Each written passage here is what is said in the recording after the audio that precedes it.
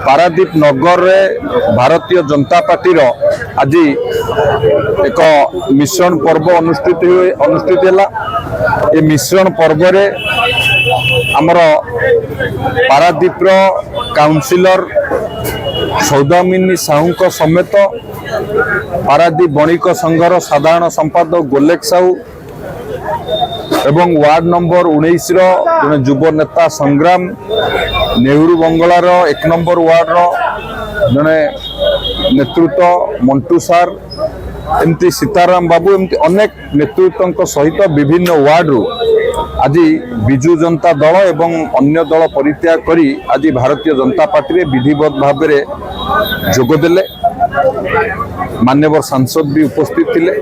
भारतवर्षर यशस्वी प्रधानमंत्री नरेंद्र मोदी जी दृढ़ नेतृत्व एवं आमर मान्यवर मुख्यमंत्री मोहन चरण माझी आम दलर राज्य सभापति मनमोहन सामलकर दृढ़ संगठक दृढ़ नेतृत्व को भरोसा करी आज भारतीय जनता पार्टी रे से माने विधिवत भावे जोगदेले।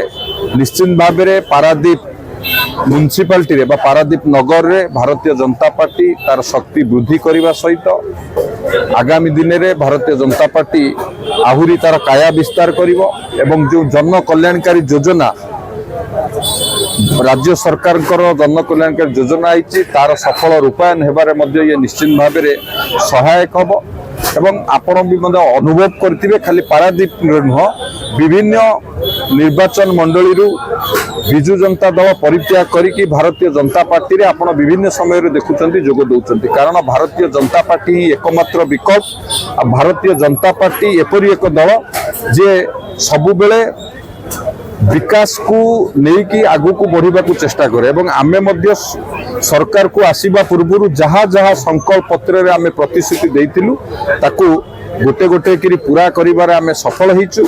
लोकंकर मौलिक समस्या किपरि पूरा हबो, ओडिशा को समृद्ध ओडिशा विकसित ओडिशा गठन करिबा पई संकल्प नेकी माननीय मुख्यमंत्री नेतृत्व रे आमे काम करूछु।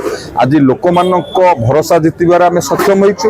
लोक माने भारतीय जनता पार्टी की पसंद करूचंती एवं देखिबे भारतीय जनता पार्टी एकमात्र दल रहिबो पारादीप निर्वाचन मंडली रे एवं आमर गोटे मंत्र विकास को ही मुख्य मंत्र करी आमे आगु को बढ़ू।